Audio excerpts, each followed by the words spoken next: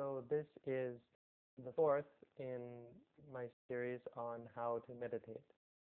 And by now I've gone through all of the important points in basic meditation practice.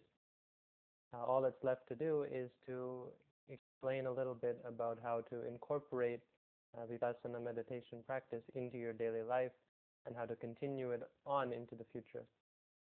There are two important things to keep in mind when we are practicing meditation on a daily basis.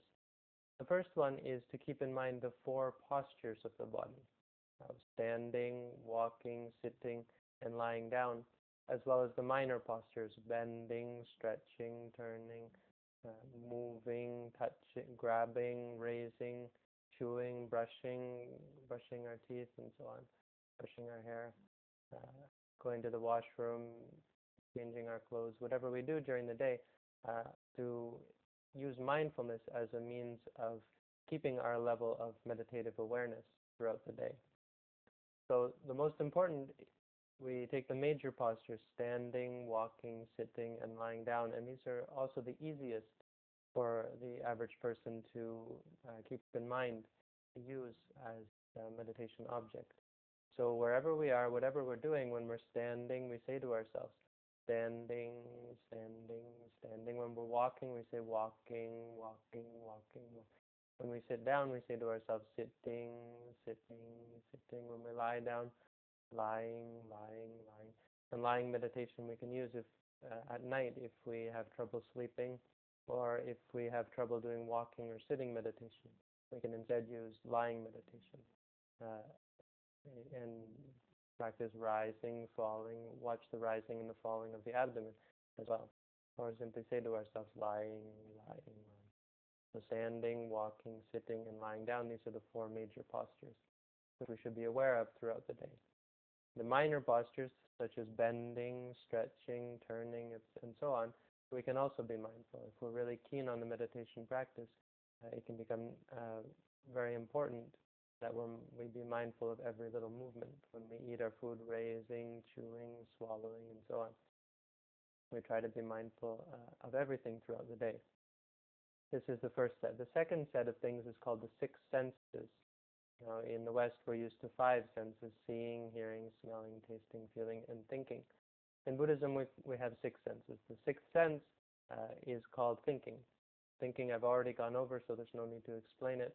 When we think bad, good, past, future, whatever we're thinking about, we say to ourselves, thinking, thinking, thinking. But the other five I haven't yet talked about. So seeing, it happens at the eye.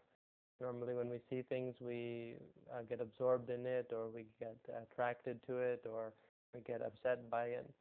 So now we come to change our mind, to straighten our mind out, so that our mind only understands that this is seeing, understands the reality of the phenomenon. So when we see something, we understand that it's really only seeing. We say to ourselves, seeing, seeing, seeing, and this changes the mind, straightens the mind about the object. When we hear, we say hearing, hearing. Don't just listen to it. We say to ourselves, hearing, hearing. Just straighten out the mind. When we smell, good smell, bad smell, say smelling, smelling. When we taste it, sweet, sour, salty, and so on, say tasting, tasting. When we feel something on the body, hot, cold, hard, soft, or so on, we say to ourselves, feeling, feeling, feeling. And when we think, thinking, as I said, past, future, good, bad, we say thinking, thinking, thinking. So seeing, hearing, smelling, tasting, feeling, and thinking, and standing, walking, sitting, and lying down. These are the important things to keep in mind. We can use them throughout the day and every day. In fact, we should practice some in the morning, practice some in the evening, and during the day, if we're not able to continue practicing, we should still be mindful of these two sets of things. Another important point in meditation practice is that we have to keep a basic standard of morality. So for those of you who are interested in practicing, please listen up. It's important that we have 5 rules which we never break if we intend for our meditation to succeed and to progress. 1, that we should not kill even ants, mosquitoes, kill any living being, or hurt or torture any living being around us. 2, that we should not steal.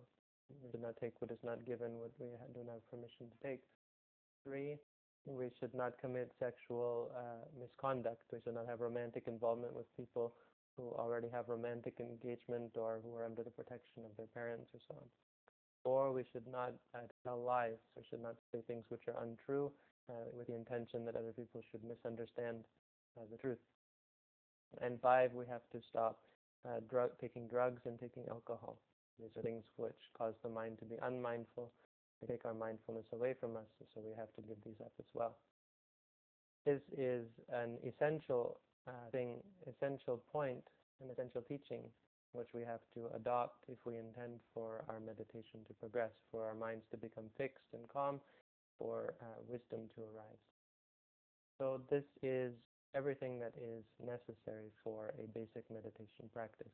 Now, if your intention is to have your meditation progress to a higher level and have insight and wisdom arise, from now it's important that you first practice, but also that you find a teacher who can guide you through the practice.